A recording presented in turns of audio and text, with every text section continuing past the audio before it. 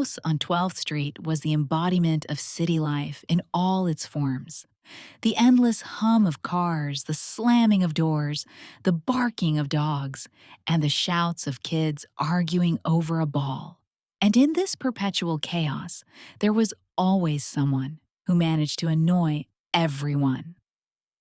Over the last 5 years, I'd moved apartments 3 times, and it was always the same. Constantly disgruntled neighbors. You're too loud, you're drilling at the wrong time, you're playing music. But even worse, playing an instrument. Our courtyard, it seemed, was especially rich in these musical maniacs. On the first floor lived Kolya, who liked to drink and sing songs that sounded more like wailing. Then there was Lena, a young mother who'd bang on the pipes if her baby couldn't sleep. But they were nothing compared to the old woman who moved into our courtyard. She played the guitar every single night. At first, it was quiet, barely audible. Chords, finger picking, a soft voice singing in Spanish. Then she started playing louder, her voice growing more confident. I remember thinking, that's enough. And I wasn't alone. People would grumble. Sarah, the young mom, would yell from downstairs that her baby couldn't sleep. And Jim, who always had a headache, was collecting signatures to complain to the building management. I, like everyone else, was angry at first. It felt like her music was an invasion of my personal space. But then, I caught myself thinking a strange thought. When she fell silent, the courtyard felt too empty. And the silence was more annoying than her songs. I remember that evening. It was summer, the windows were open, and the smell of linden trees was in the air. She sat by her window again and started to play. This time, the melody was especially sad. I went out into the courtyard, intending to show my displeasure in some way. But I just stopped. I noticed other people had gathered too. Someone with a grocery bag had stopped, the kids had forgotten their ball, even the teenagers had taken off their headphones. Everyone was listening. And then she sang. Not loudly, but the words seemed to slide right under your skin. In Spanish, even though half the people in the courtyard didn't understand a word. I looked at the others, and for the first time, I saw smiles. People weren't just tolerating it, they were waiting for her music. Just a couple of months ago, they had been wishing she would just be quiet. I always thought our courtyards were all the same. Gray walls, peeling entryways, the noise of elevators, and the smell of fried potatoes in the evening. Neighbors come and go, but hardly anyone stops to talk for more than a few minutes. At most, you exchange a couple of words about the weather or the price of groceries. And then she appeared, small, with gray hair, and a guitar in her hands. At first, I didn't even know her name. A light was always on in her apartment, and every night I heard chords. Sometimes they were happy melodies, sometimes sad ones, with pauses, as if the tune itself was afraid to continue. I found myself starting to wait for these evenings, even though I pretended to be annoyed. And I wasn't the only one. At first, there was a collective grumble in the courtyard. People complained to each other. There she goes again. Couldn't she at least play during the day? Not at night. But gradually, something changed. We got used to her music. It became like background noise, like the sound of the streetcar or rain on the roof. After a couple of weeks, I decided to talk to her. I went up to the 4th floor and knocked. The door was opened by a woman in her 70s.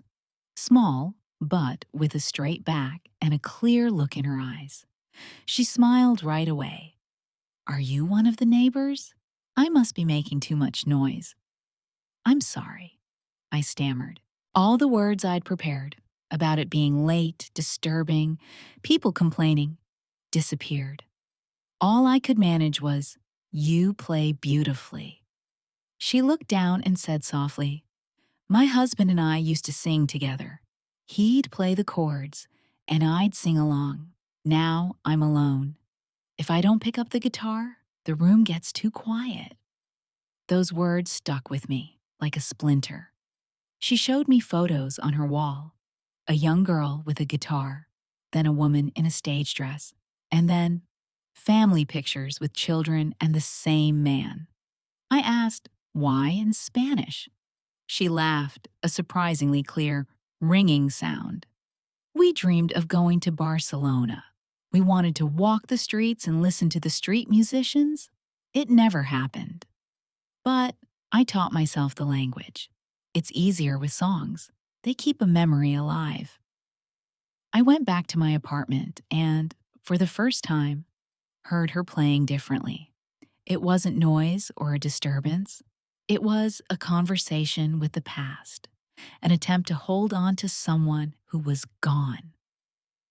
The more I listened to the old woman, the more I felt that there was something more behind each of her songs than just a hobby. Her music wasn't just entertainment, it was her very breath. But this breath was irritating her neighbors. People started to unite against her. Kolya, who was always smoking by the entrance, was collecting signatures to complain to the building management. Lena, the young mother, yelled from downstairs, "My baby can't sleep. Stop that strumming." I tried to explain to them that the old woman wasn't doing it on purpose.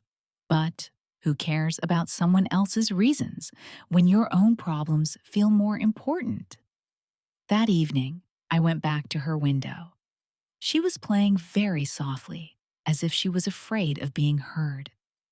I listened closely and realized that there was a deep sadness in every note. The next day, I decided to ask her directly, "Why don't you stop, since the neighbors are so angry?" She looked at me in surprise, then smiled sadly.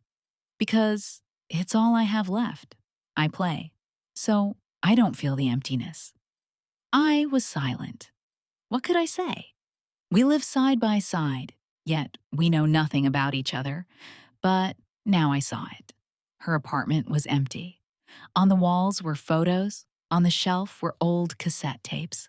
Her husband was gone. The children had moved away. "I know I'm a bother," she said quietly. "Sometimes I think to myself, maybe I should just be quiet." But then I hear the silence. And silence is more terrifying. Those words hit me harder than any noise. I went back home and sat in the dark for a long time.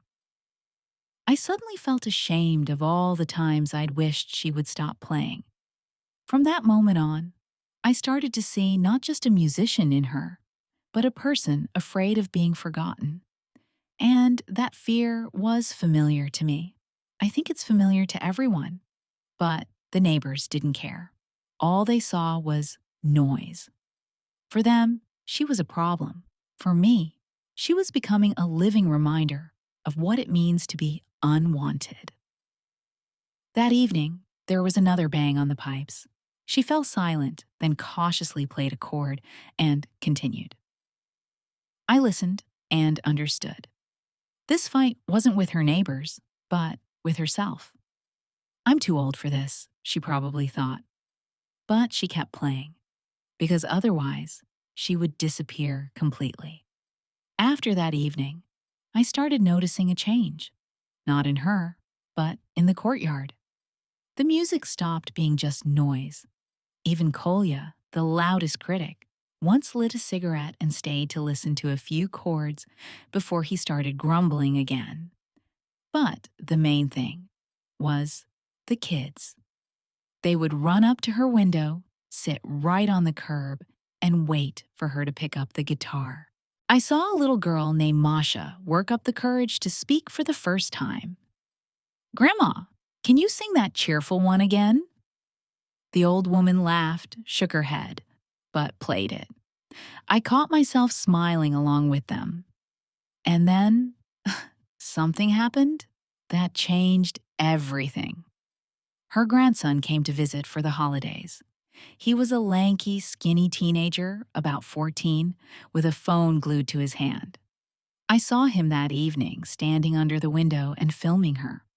I was about to get angry. It seemed unfair that he was putting her on the internet without her permission.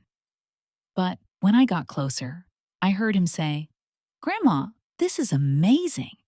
Do you even realize your voice is better than half of the YouTubers out there?" She laughed. "Oh, I just play so I don't forget." "No, you don't get it," he almost shouted. "People need this. I'm going to post the video." I didn't know what to think. To me, she was part of the courtyard, a secret we were slowly uncovering. But to him, she was an inspiration. A day later, the video was being passed around in chat groups. Teenagers in the courtyard showed each other their screens, laughing and saying, "That's our grandma with the guitar." I expected mockery, but instead, I heard, "Look, she really sings from the heart. Yeah, just like a real Spanish singer." That's how it all started. The old woman came out into the street with her guitar for the first time. Before that, she'd only sat by the window, as if afraid to cross the boundary of her apartment.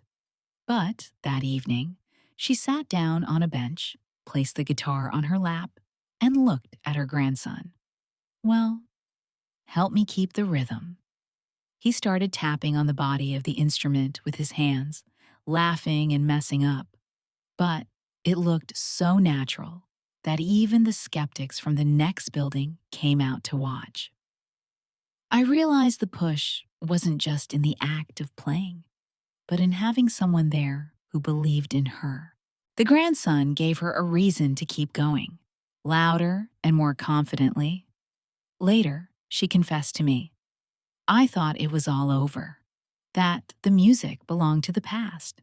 But it seems it still has a chance." I listened to her and thought, how often we give up on our dreams just because we're afraid of ridicule or disapproval. But one random voice of support can bring back our courage. That evening, the entire courtyard looked at her with new eyes. And I knew that from then on, nothing would be the same. After that evening, the old woman seemed to come alive. I noticed it right away. Her step was lighter, her eyes brighter. Even the windows of her apartment no longer seemed gray. There was life in them. She no longer hid behind the curtain.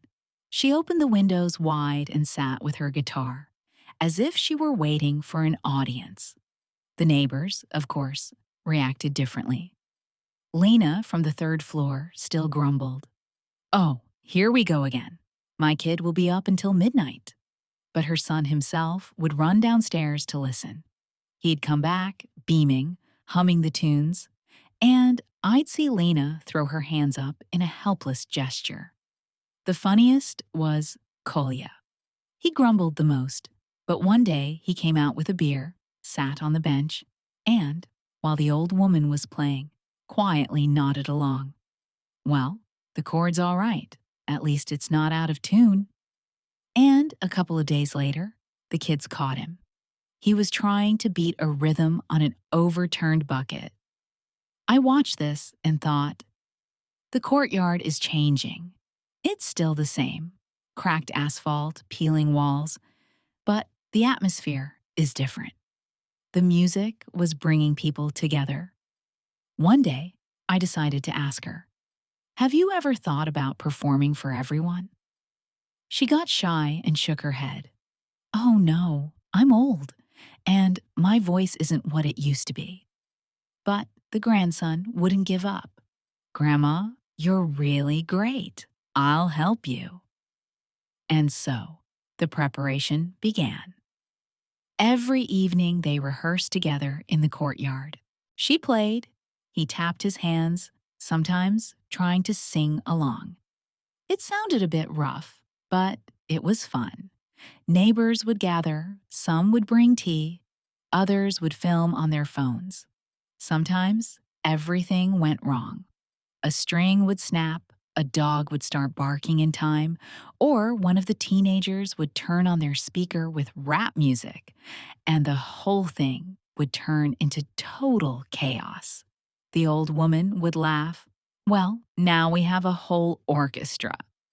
Sometimes the antagonist, the strict neighbor from the top floor, would get involved. She'd come out with a stern face and say, "Stop it immediately. This is not a rehearsal space. People need to rest." Everyone would fall silent, but as soon as she disappeared, someone would quietly start clapping, and it would continue. I saw how the old woman gradually changed. At first, her fingers would tremble on the strings. Her voice would crack. She'd constantly whisper, "I'm too old for this." But then she'd start to smile and take the next note more confidently. One evening, I caught the moment. She closed her eyes and played in a way that made the whole courtyard fall silent. Even cars stopped honking. Even the kids stopped moving. There was only her melody. I realized this wasn't just music anymore. It was her returning to herself, to the woman in the photographs who once dreamed of the stage. And we, her neighbors, had suddenly become part of that journey. We laughed, we supported her. Sometimes we got in the way. But all together, we were part of her small comeback. I didn't know what it would lead to, but I felt that something bigger was coming. Just as everything seemed to be falling into place, it felt like nothing could stop it. The old woman played every evening, her grandson helped her, and the neighbors gathered in the courtyard. We had gotten used to this music as if it were part of our summer. But everything went wrong in an instant. On that day, the old woman was supposed to play for everyone. A real little concert in the courtyard, unofficial but highly anticipated. People had already set up chairs and the kids had drawn flowers and notes on the asphalt with chalk. Even Kolya had promised not to grumble and brought speakers to set up a microphone. But in the evening, the old woman didn't show up. At first, everyone waited in silence. Then they started looking at each other. Finally, the grandson ran out into the courtyard alone. His eyes were red. He whispered, "She fell at home. The doctor said it's nothing serious, but she needs rest." A silence fell over the courtyard like a blanket. Someone sighed, someone left in disappointment. I went up to her on the fourth floor. She was sitting on the couch, her guitar beside her. But her hands were trembling. "That's it," she said hoarsely. "I'm not going out anymore." I could barely make it to the kitchen. "But it's just fatigue," I tried to object. She shook her head. "No, it's a sign. I'm old. I don't belong among you. I embarrassed everyone with this circus." Those words hurt more than any of her music. I saw the emptiness in her eyes, the same emptiness she had talked about before. The next few days, the courtyard was quiet. Too quiet. The kids were bored. The teenagers turned on their phones. But it wasn't the same. We had lost our common rhythm. I found myself thinking that even the neighbors' grumbling would be a salvation now. Anything to bring her chords back. That evening, I heard her crying through the half-open window. A quiet, stifled sound. She was sitting with her guitar, but not playing. And then there was a phone call. It was her grandson. I happened to overhear through the open window. "Grandma, I believe in you. Do you understand? You taught me not to give up. If you stop playing, I'll stop dreaming too." A long pause, then a quiet reply. "But who needs it?" "I do," he said firmly. "And so does everyone who was waiting for you in the courtyard." Those words changed something.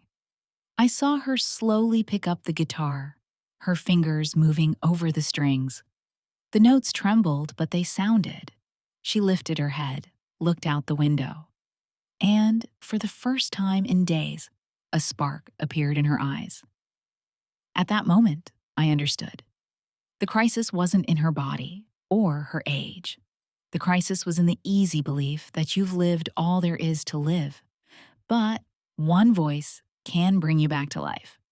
And the old woman started to play again, slowly at first, then more confidently. A quiet melody flowed through the open windows. People in the courtyard looked up. We all knew she would be back. A few days later, the courtyard was buzzing with anticipation again. People were whispering, waiting, but no one was sure she would show up. I had my doubts too. After her fall in tears, it seemed like the story was over. But her grandson said, "We're going out today, I promise." And so, as the sun was setting, painting the windows orange, the entrance door opened. She walked out, small, with her guitar, her grandson beside her holding a small stool. At first, the courtyard fell silent. Even Lena, always so grim, stopped with her stroller. She sat down, adjusted the strings, and for a moment, it seemed like we weren't looking at an old woman, but an artist returning to the stage. "I haven't played for an audience in a long time," she said softly, but everyone heard. "Forgive me if I make mistakes." And she began to play. The first chord rang out as if it changed the air in the courtyard. People stopped talking, kids sat down on the asphalt. Teenagers turned off the music on their speakers. Even Kolya took off his cap. The song was in Spanish. I didn't understand the words, but I understood everything else. The longing, the love, the joy, the laughter, and the pain. It wasn't just a performance. It was a confession. The grandson tapped on the body of the guitar with his hands, stumbling but trying his best. And it made the music feel even more alive. Someone clapped along, someone sang along, even though they didn't know the words. Then a little boy pulled out a harmonica. A girl started dancing, and the teenagers turned on the flashlights on their phones. And just like that, the whole courtyard turned into a little festival. I saw people's faces. The very same neighbors who used to grumble and complain were now smiling. Smiling for real, not just out of politeness. Lena held her baby and rocked him in time with the music. Even the strict neighbor, the antagonist, came out onto her balcony. And, although she stood with a stone face, she still swayed her head slightly. And the old woman played with more and more confidence. Her voice grew stronger. Her eyes were filled with tears. She closed her eyes, and I knew. She was back in her youth, with her husband by her side. The music had brought her back to a place where she was happy. When the song ended, there was a moment of silence, and then the courtyard erupted in applause. Someone yelled, "Bravo, encore!" And she smiled, a genuine, warm, happy smile. In that moment, we all felt the same thing. We were a courtyard again, a community alive. The music had tied us together like beads on a string. I looked at her and realized she had achieved something greater than just singing a song. She had given us back the feeling that we were not just neighbors, but people who could share in joy together. After that evening, the courtyard changed for good. Now, every sunset became a small celebration. The old woman would sit on the bench. Her grandson would bring her a stool and tap his hands on the guitar, and the kids would draw suns and flowers around her with chalk. People didn't rush back to their apartments. They waited for the music. Sometimes neighbors would join in. One guy brought an old accordion, and they formed an unexpected duet. The little girl Masha learned a simple Spanish song and sang with the old woman. Even Kolya, who had once been the main critic, one day stood up and said loudly, "Well, let's all sing together." And he sang, even if he was off key. The courtyard burst into laughter, but no one judged him. Lena stopped grumbling. It turned out her baby fell asleep faster with the music. She admitted, a little embarrassed. "Oh, all right, let her play. It's even better than a lullaby." And the strict neighbor from the top floor eventually came down too. At first, she just stood to the side. Then she quietly clapped, and later she brought a thermos of tea. She said, "I never thought this would bring people together, but now I understand." I watched it all and was amazed at how much one person with a guitar could change. Evenings that used to be drowned in silence or annoyance became our shared get togethers. We got to know each other for real, not just by our names on the door. The old woman seemed to blossom again. She no longer looked lonely. Her eyes shone like a child's who had just found out magic was real. She said, "I thought my music was of no use to anyone, but it turns out it's still alive." Her grandson was so proud of her that the entire courtyard felt his joy. He filmed every song and posted it online. The videos got hundreds of comments. "This grandma reminds me of my own. What a voice! Music has no age." But the most important things weren't happening online. They were happening right here in the courtyard.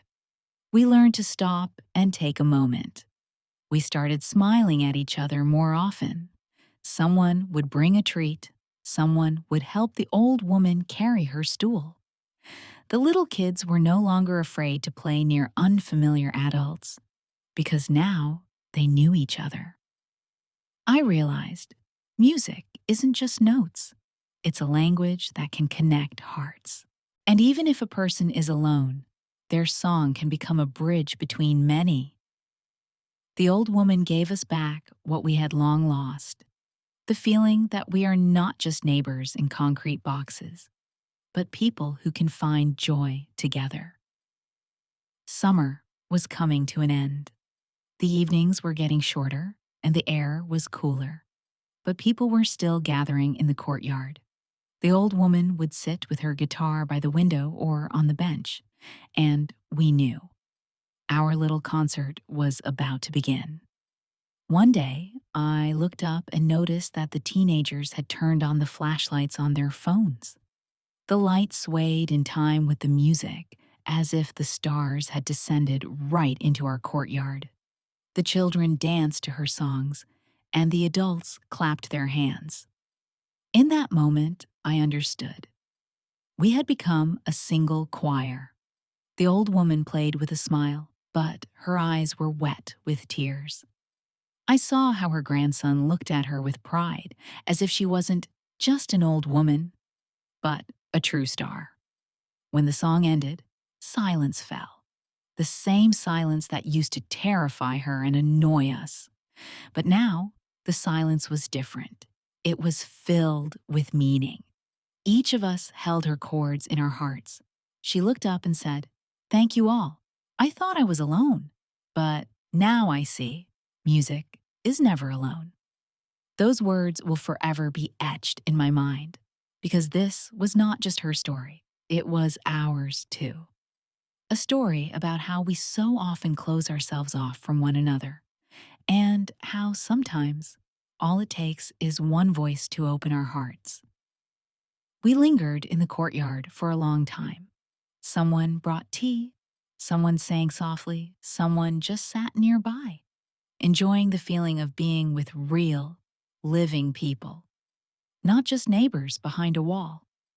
And then I went back home and looked out my window for a long time. The courtyard was emptying, the streetlights were on, but her melody still echoed in my ears. I thought to myself, what if she had given up back then? if she had stopped playing because of the banging on the pipes or the angry words. We would have remained strangers, each in our own cage. And then I ask myself a question that I want to leave with you. What would you do if you weren't afraid? Maybe you'd pick up an old guitar. Maybe you'd share your story with others.